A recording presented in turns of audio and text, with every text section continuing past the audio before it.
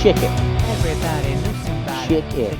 2022 Multistrada Pikes Peak, and here we are at the Paradise Cafe in the middle of nowhere next to the Hawkesbury River, and this is going to be a strange video. The things I do for my viewers. I was out here yesterday, beautiful sunshine. Check it, babies. The 2022 Multistrada Pikes Peak, testing the new Osmo Action 4 and the DJI wireless mic setup. And I did about 8 hours of riding. I did a lot of video, a lot of testing, and I got some great video in excellent riding conditions. And unfortunately, the audio was crapola. So I'm back at it again today. Unfortunately, the heavens have opened. So look, what I've decided to do is share my first impressions of the Multi. And I'll probably interlace some of the footage from yesterday in nice riding conditions, even though the vocal audio was crapola. And maybe provide some additional commentary with better audio today. So it's a compromise. But at least I can bring you my thoughts on the Pikes Peak. So without further ado, let's get going. Okay, so this is all about innovation, babies. Innovation, as I bring you some kind of useful footage from this weekend of riding. And I'm on the Pikes Peak. I was initially going to be on the KTM Super Duke, but there's a little bit of a problem with the Super Duke, which I'll tell you about in just a second. Here we go. Okay, where was I? Yes, so yeah, the KTM unfortunately went to bed the other night, having been riding the KTM, and returned to my street to go to work the next morning. I'd had to park the KTM on the street overnight because I'm at that stage with the renovation of my garage, where I have to park the car on the street for a week or two, and the bike. Anyway, a motorcyclist has lost it during the night some stage while I was asleep, has lost it, crashed into my parked bike, then the bike skidded into the car. The motorcyclist has gone off the bike onto the bonnet of the car, and the Super Duke's cactus fell over, smashed the whole right side, warped the rotors, all the paintwork, snapped all sorts of things, engine cases, wrecked, levers, cables, like it's just a mess. I will do a little video and show you, but that was what greeted me the other morning when I got up to go to work. And look, I should have known something bad was going to happen. I went to iron a white shirt and got rusty iron water all over it. I then went and ironed a second one. Same thing happened. Can you believe it? Same thing happened with a third one. Three white shirts ruined. I gave up, got a different shirt, went up to the top where my bike is on the street, and was greeted with that. So what a day that was. Insurance companies, police officers, and statements and reports, all the rigmarole. And look, the motorcyclist did a runner, left parts of the motorbike strewn at the scene, but did a runner, so we don't know who he is or she. So yeah, that's a tragedy, but I'm not going to dwell on it. That's what insurance is for. Insurance claim's been made, and we'll get it sorted, and I'll give you an update, and we'll get back on the Super Duke before you know it. So it'll be repaired, and we'll be back in business. Don't you worry about that. Anyway, and then I've been this weekend out on the Pikes Peak all weekend, rode all yesterday and today, and I've been trying to dial in my new camera setup, Osmo Action 4, and I'm really super happy with the video quality. It's unreal, love it. And also the workflow and usability and features of the camera, it's wicked. Way better than the GoPro. However, the audio is shite. I have been doing all sorts of things over the weekend to try and get decent quality audio out of it, and I have really struggled. All day yesterday, tried all sorts of different settings, gain staging, mics. Oh, it's crap. They've really let themselves down with their audio interface. And look, I'm going to do this video using it, and I've got the best settings that I possibly can. These are the ones that give me the best outcome, and I have to do a fair bit of post editing as well, make it sound passable. But I've got a microphone in my back pocket, and that's recording. Okay, the Osmo just shut down then by itself. That's a GoPro problem. Oh my goodness. Anyway, I was saying, so I've got a microphone in my back pocket, and I've got one in my helmet, and they're both wireless, and then I've got a receiver mounted on my camera, on a cage that I've got on the camera, so you can see that. So that's the setup, and it has been a real difficult thing to dial in this audio. Video, no problem, and I don't even know how this one's going to turn out, so, but this is as good as I can get it. Be keen on your comments on the video quality and also the audio quality. And look, because of my mixed bag on audio yesterday, I'll show you some scenes from the ride yesterday, because it was awesome. I had a ball on this bike, so I don't want to waste that footage, and you'll just have to put up with and understand the audio issue. But you never know, like, I might find a really good solution to this, and I hope I do, because I love the camera. So more about that later. I'll do a full video analysis and instruction on how I've set it up in due course, for those of you who are interested. DJI Mic 2, wireless, and Osmo Action 4. Anyway, to the epic Pikes Peak. Look, this bike is absolutely wonderful. It is incredible. Look at the scenery. I'll show you the same view from yesterday under different weather.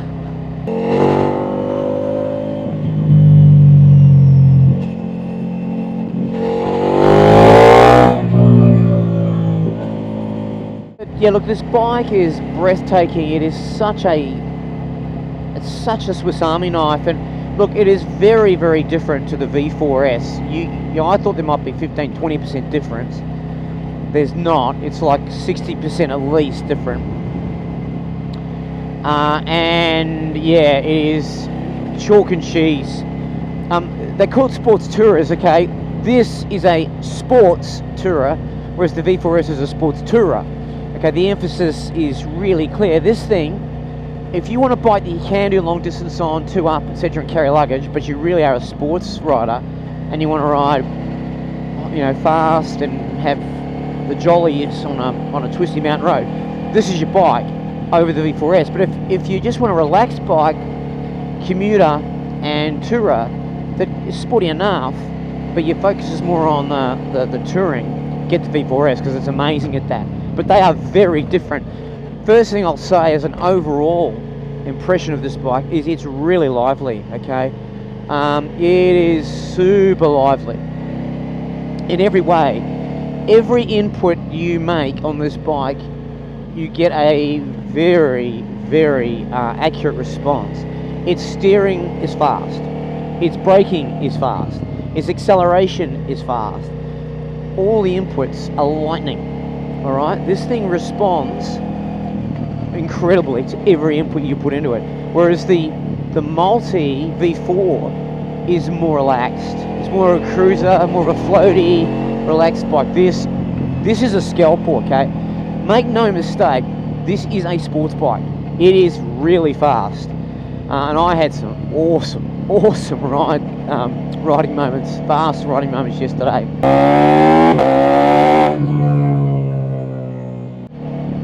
On this epic machine. So yeah, it is a sports bike. If I start at the front, like, firstly, the front end feel is better than the V4S. The 17-inch wheel and the Olin suspension help that. You do feel a lot more. You get a lot more input. You get a lot more feedback, I should say.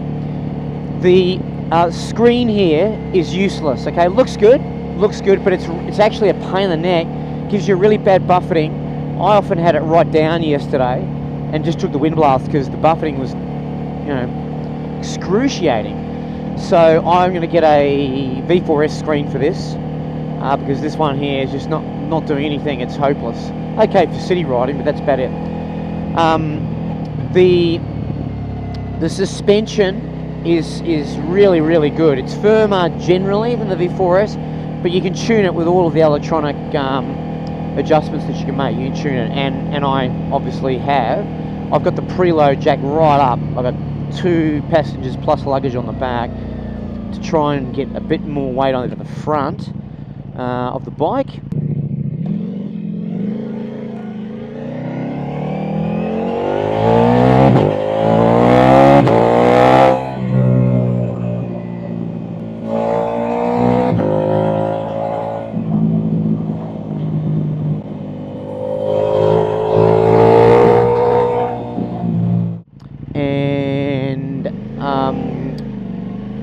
That's actually been quite a good little adjustment I've made, but it's generally a bit more stiff, but completely controllable, and it's not really firm. I've got it in medium front and rear, and that works really well on the road, but you can stiffen it right up.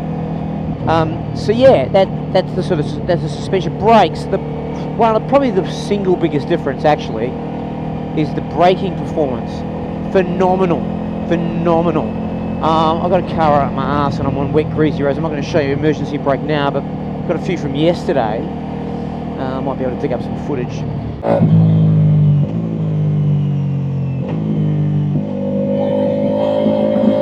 Bloody awesome, man. It gives you a lot of confidence going to corners. On the V4S,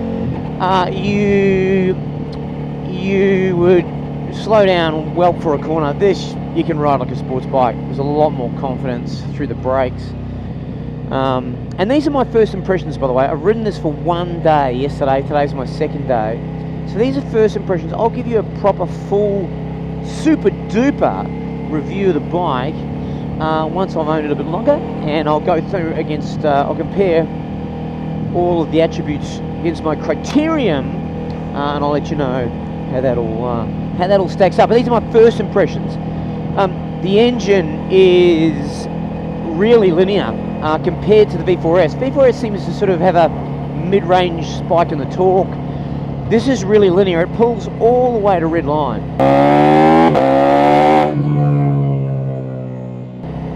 Okay, and the map I've enjoyed the most has been the sport map, actually.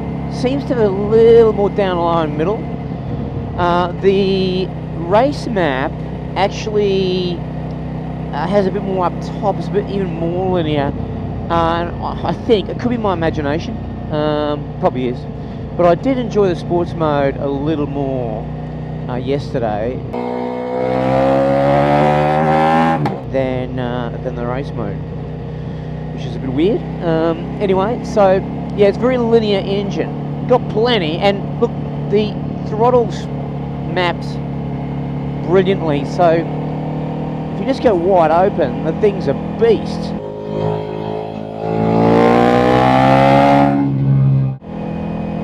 And you get wheelies, third gear wheelies are awesome. Gets up to about 7,000 RPM, up she comes. It's unreal.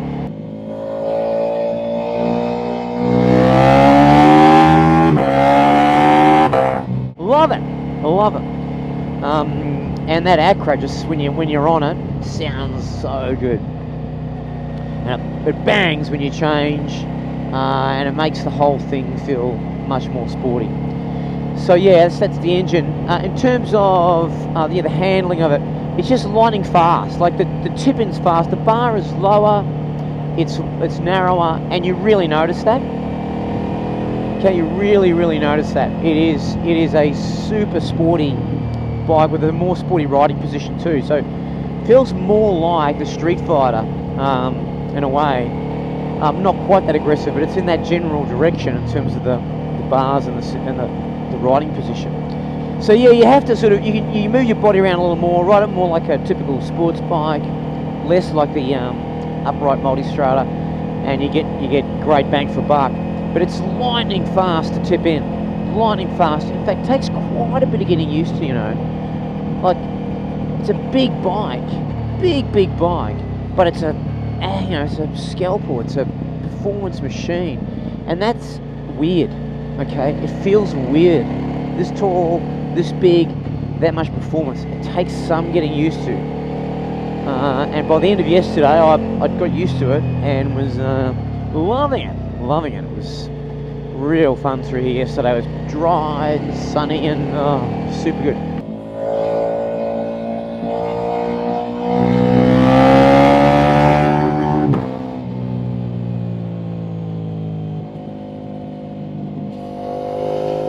They're my initial impressions of the machine, and it is absolutely unreal. I've been loving it. It took a little while actually to adjust to getting off the Super Duke and onto this, because the Super Duke is just such a weapon, and the torque is so crazy that when I first got off that, I'd ridden it for a few days, and then got on this felt flat.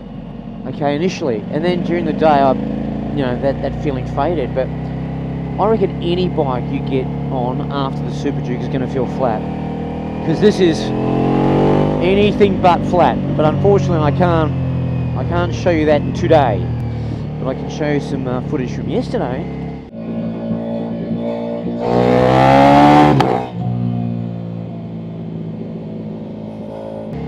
That might prove my point. But it's anything but flat. So yeah, I'm really happy that I made the decision to get this. The type of riding I do, I'm more sport than tourer, but it's nice to know I can go to up, I can go on a long ride. Oh, that's supposed to be an awesome cafe. I should have stopped there. It's nice to know that I can go for that highway ride as well on this bike, and then when I get to my destination, I've got something super duper to carve up the twisties with, which is the whole kind of idea. This bike is so engaging. It really is. It is, and on a nice edge, it's really super responsive. The shifter on this is way more better than the V4S. Down, boom, look at that. Boom, look at that. Up, boom. Boom, look at that, that's so good. And when I'm opening the throttle wire, it's bum, bum, it pops. Brilliant stuff. Whereas the quick shifter on the V4S was a bit of a weak spot. It was a bit clunky, especially second and first. No problem here, no problem. And now the other big problem with the V4 was the brakes. These are way better. So look, brake, suspension, shifter, etc., way more better on the Pikes Peak. So yeah, there you go. And the other thing I'll tell you is, riding the Pikes Peak out yesterday, people were actually giving me thumbs up. People were looking at it, going, "Wow, they know what it is." Whereas the V4, I think you're on a dad's bike. Okay, looks like a dad bike. This does not. This looks like something special, and I can tell you, it is.